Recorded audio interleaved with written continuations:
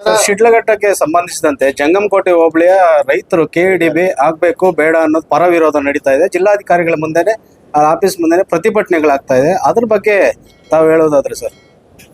ಇಲ್ಲ, ನಾನು ಅವರು ಪ್ರತಿಭಟನೆ ರೈತರು ಪ್ರಾರಂಭ ಮಾಡಿದ ದಿನಾನೇ ಪರನೂ ಇದೆ, ವಿರೋಧದ ಪ್ರತಿಭಟನೆಗಳು ಕೂಡ ಇದೆ. ಆದ್ರೂ ಕೂಡ ರೈತರು, ನಮ್ಮೆಲ್ಲರ ಅಪೇಕ್ಷೆ ಇದೆ, ಯಾವ ರೈತರು ಕೂಡ ಬಂದು ಪ್ರತಿಭಟನೆ ಮಾಡುವಂಥದ್ದು ಅಂತ ಸಂದರ್ಭಗಳಲ್ಲಿ ಅವರ ನೈಜ ಸಮಸ್ಯೆಗಳನ್ನ ಪರಿಹಾರ ಮಾಡುವಂಥದ್ದು ನಮ್ಮೆಲ್ಲರ ಜವಾಬ್ದಾರಿ ಇದೆ. ಅದರ ನಿಟ್ಟಿನಲ್ಲಿ ತಹಸೀಲ್ದಾರ್ ಅವರು AC ಅವರು ಕೂಡ ಅವ್ರನ್ನ ಭೇಟಿ ಮಾಡಿ ಮೊದಲನೇ ಹಂತದಲ್ಲಿ ಮಾತಾಡಿದ್ರು. ಅದಾದ್ಮೇಲೆ ನಾನು ಕೂಡ ಹೋಗಿ ಅವ್ರನ್ನ ಭೇಟಿ ಮಾಡಿ ಮಾತಾಡಿದೆ. ಕೆಲವು ಇಲಾಖೆಗಳು, ಅದರಲ್ಲೂ ವಿಶೇಷವಾಗಿ ಕೈಗಾರಿಕೆ ಮತ್ತು ಬೃಹತ್ ಕೈಗಾರಿಕೆ ಇಲಾಖೆ ಏನಿದೆ, ಇದು ರಾಜ್ಯ ಮಟ್ಟದಿಂದ ನಡೀತಕ್ಕಂಥದ್ದು. KEDB ಜಿಲ್ಲಾ ಮಟ್ಟದ ಕಚೇರಿ ಅಲ್ಲ.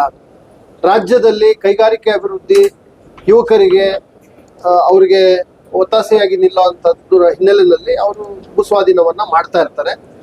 ಆದರೆ ನೈಜವಾಗಿ ರೈತರಿಗೆ ಸಮಸ್ಯೆ ಆಗುವಂಥ ಸಂದರ್ಭ, ಅದು ಅವರ ಗಮನಕ್ಕೆ ಬಂದಾಗ ಕರೆಸಿ ಪರಿಹಾರ ಮಾಡುವಂಥ ಕ್ರಮ, ಅವರ ಸಮಸ್ಯೆಗಳಿದ್ದಾವೆ ಆಲಿಸುವಂಥ ಕ್ರಮ ಇದ್ದೇ ಇರುತ್ತೆ.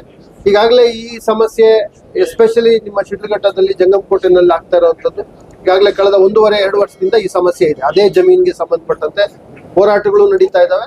ಸರ್ಕಾರ ಕೂಡ ಕೈಗಾರಿಕೆ ನಡಿಬೇಕು, ಕೈಗಾರಿಕೆಗಳ ಅಭಿವೃದ್ಧಿ ಆಗಬೇಕು, ಹೆಚ್ಚು ಕೈಗಾರಿಕೆಗಳು ಬರಬೇಕು, ಯುವಕರಿಗೆ ಉದ್ಯೋಗ ಸೃಷ್ಟಿ ಆಗಬೇಕು, ಈ ಎಲ್ಲ ಅಪೇಕ್ಷೆ ಸರ್ಕಾರದ್ದು ಕೂಡ ಇದೆ.